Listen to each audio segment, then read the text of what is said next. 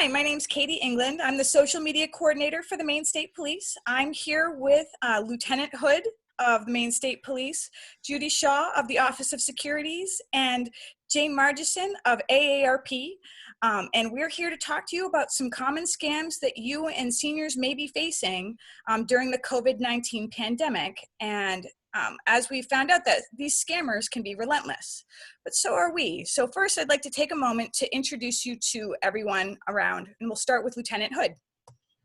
Hello, my name is Patrick Hood. I'm the commander here at the Troop D Barracks in Augusta, otherwise known as Troop D, here in the Mid-Coast area, but represent the State Police when it comes to this idea of how we can be better at recognizing scams and what to do if you do fall victim to a scam. So welcome, and we look forward to speaking with you in just a couple minutes. Excellent. And Judy. Hi, I'm Judy Shaw. I'm the administrator for the State Office of Securities. I want to thank the Maine State Police for pulling this all together, and Katie and Lieutenant Hood in particular. Always excited to work with my state police partners as well as AARP. Our office really focuses our attention on investment scams and frauds, and so we're going to spend a little time talking to you about what types of scams and frauds involve your money and how to safeguard your money during this period of the pandemic. Excellent, thank you. And Jane, tell us a little bit about yourself. Hi everyone, I'm Jane Margesson. I'm the Communications Director with AARP Maine. And while our office is in Portland, our work spans the entire state. And we also have a national office which manages the AARP Fraud Watch Network. And we have lots of resources and many ways that you can learn about common scams and frauds that we hear about. Protect yourselves and your families, and all our resources are available to you whether or not you're an AARP member, no matter your age. Excellent. So one of the topical items that has come to our attention is the stimulus checks that people have heard about in the news and may have already received. Lieutenant Hood, did you want to talk a little bit about some scams that revolve around that? Yeah, thanks, Katie. So that is an issue. Many of us either are scheduled to receive or have received a stimulus check of different denominations from the IRS directly. Now, for me, that came electronically because I provided a routing number in my bank account to the IRS previously before the pandemic occurred. So that was already scheduled to go in. Now, some people who didn't have a refund or they didn't sign up with the IRS with a account number and routing number, they would get a paper check. So our concern for people is if they know that others have received a stimulus check electronically and theirs has not yet arrived, and quite honestly, they're ready for it. People need this stimulus money. They could be receiving phone calls from scammers that either try to make themselves out as the IRS asking for an account number and a routing number so we could deposit it. They could pretend to be your bank to say, we're trying to get this set up so you get your money more quickly. Neither one of those situations is going to occur. Your bank's not going to call and the IRS will not call.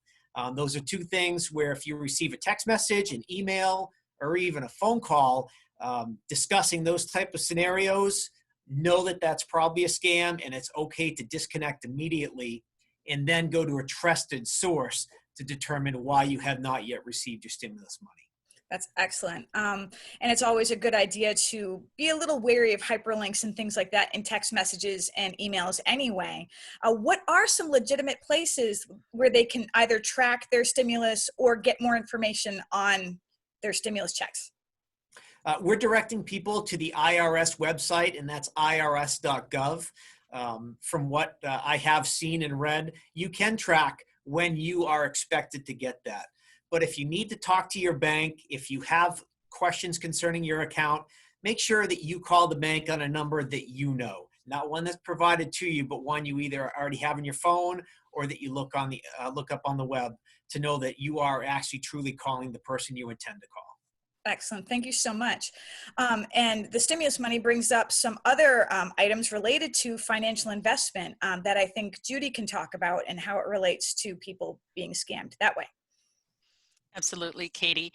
Any type of crisis or natural disaster brings out the scam artists. They watch the news, they take legitimate information and then use it to their own advantage to try to separate us from our money, and COVID-19 is no different. Scam artists are out there trying to convince people to give them money, claiming that they have some cure or that they have some vaccine, or that they're going to use the money to make sure to get masks and gowns and other PPE into the hands of our first responders that we all care about. The other types of scams that we see on the investment side very commonly, and we're definitely seeing it with COVID-19, is really leveraging people's fear and anxiety over the possibility that either our currency structure is going to collapse or that our securities markets are going to collapse. So encouraging people to sell out their investments and put it into what people will claim are more secure investments, gold and silver, and it's just not the case. It's very tricky. Should not be investing in those things unless you really know what you're doing. Get rich quick schemes. We know that many people have been furloughed or laid off. The unemployment rate is increasing. So there are scam artists out there who want to take advantage of that and convince you that they have a way for you to make all of that money back and then some, maybe even encouraging you to start a small business that they will claim they can help you set up and maybe get stimulus money to support. And often that is just not the reality. And then finally, licensed and unlicensed individuals who will try to encourage people to withdraw money, cancel out their investments, sell their investments in the stock market, and try to use it for other what they claim will be high yield investments that may or may not exist. So important to remember that nothing when we talk about financial situations is guaranteed. No investment is 100% guaranteed. And if someone is telling you you're going to get a really high rate of return, that is accompanied by a really high rate of risk. Thank you so much, Judy. Now, Jane, what are some other scams that people should be on the lookout for during this time? And what are some things that friends and family can do to sort of help mitigate the risk for their loved ones? Well, Judy is absolutely right that during a crisis like the coronavirus or any other kind of pandemic or issue that's going on, this is when the scammers really bubble to the surface, and we've got to all be vigilant and be very careful. Scammers will literally stop at nothing to separate any one of us from our hard-earned money. And it is really important for all of us during this time to stay in close contact with our loved ones and our family members and our friends and share what is going on. So some of the scams that we're hearing about include scammers setting up actually on-site so-called testing sites where you can go to a parking lot, pay a few $100s, and have a coronavirus test performed by somebody who's wearing a hazmat suit, looks as though they're from some kind of medical facility, but they're really just taking your money and going on to the next town. It's really important, if you come across anything that has a hint of this, please report it immediately to your local police, the state police, or the sheriff's office, because we need to shut these down. I haven't heard of this happening yet in Maine, but they have happened in other states. And if they're happening elsewhere, it could pop up here in Maine. Scammers are also making a ton of phone calls and sending a bunch of texts to people. And as we said, they are relentless. They are creative. They will stop at nothing to do this. And they're claiming that they have cures for the coronavirus if you just pay. They're claiming that they can come over and install a type of air filter in your air conditioning or your heating ducts that will prevent the coronavirus from even entering your home. That is all not true. It is completely fake.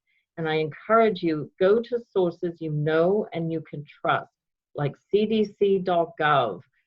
Go to the state of Maine, to the Attorney General's website, or to the Governor's Office website. Make sure that you're really connecting with entities that you do know and that you could trust.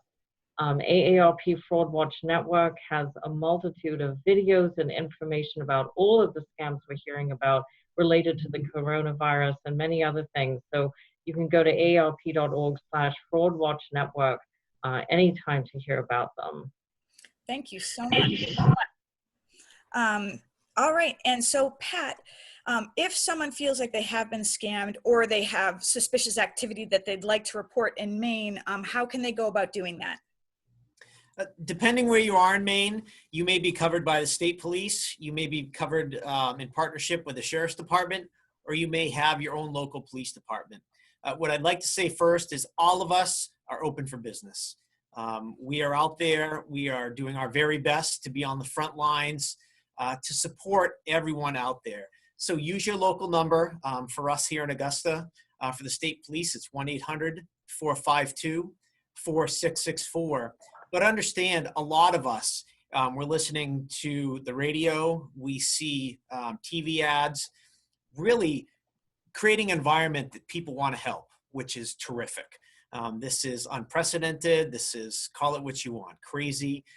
But unfortunately, during this time, there are people that are looking to capitalize on our fears, to make you react with emotion that they may have something for you, a quick fix, a hurry up right now. So if you want to talk to your local law enforcement about, is this legit? Please call us. Or conversely, if you've already made the commitment, you've extended some funds to something you now realize is a scam, you need to make that call as well so we can document that.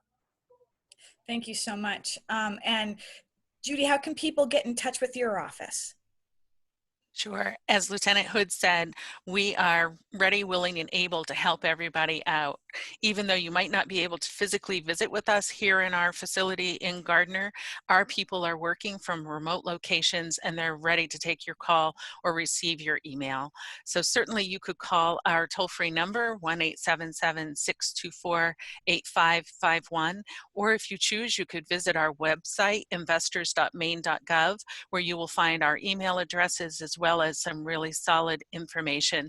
The fact of the matter is, if we don't know what's going on with you, we can't help. So please reach out to us. Awesome. Thank you, Judy. Jane, how can people get in touch with AARP Maine?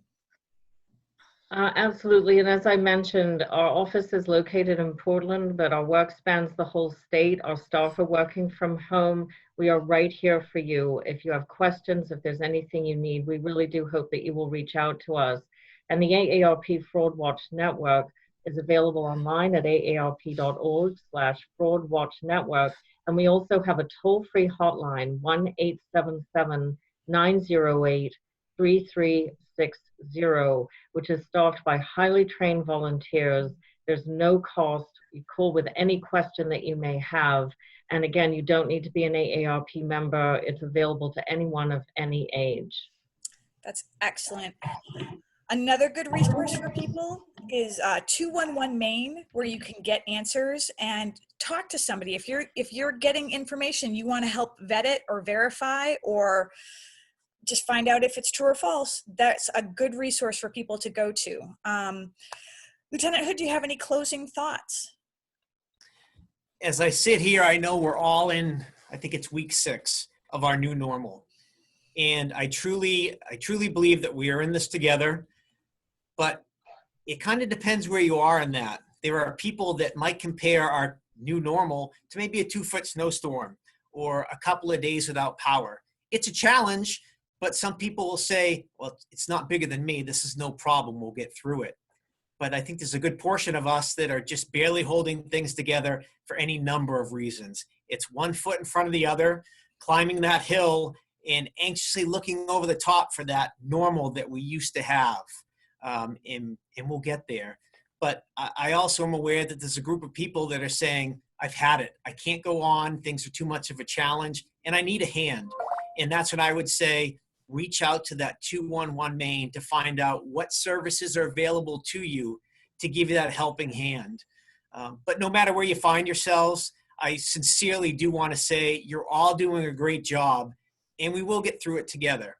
So until next time, take care of yourselves and please be kind to one another. Thank you, Pat. Judy, did you have anything you wanted to add? And we're all a community, and as Pat said, we're all in this together. We will get through this together. The fact that these three organizations have come together to try to share information is just one small example of how Mainers stick together and take care of one another. So what I want to say is please be safe, please stay healthy, and thank you. Thank you, Judy. Jane, did you have any closing thoughts? Well, thank you to the Maine State Police and the Maine Office of Securities for being such wonderful partners as we fight these types of crimes together. And I cannot encourage all of you enough. Please do report if you suspect anything. As Judy likes to say, it's a no wrong door approach. No matter who you call, it's the right place to call, and we will help you.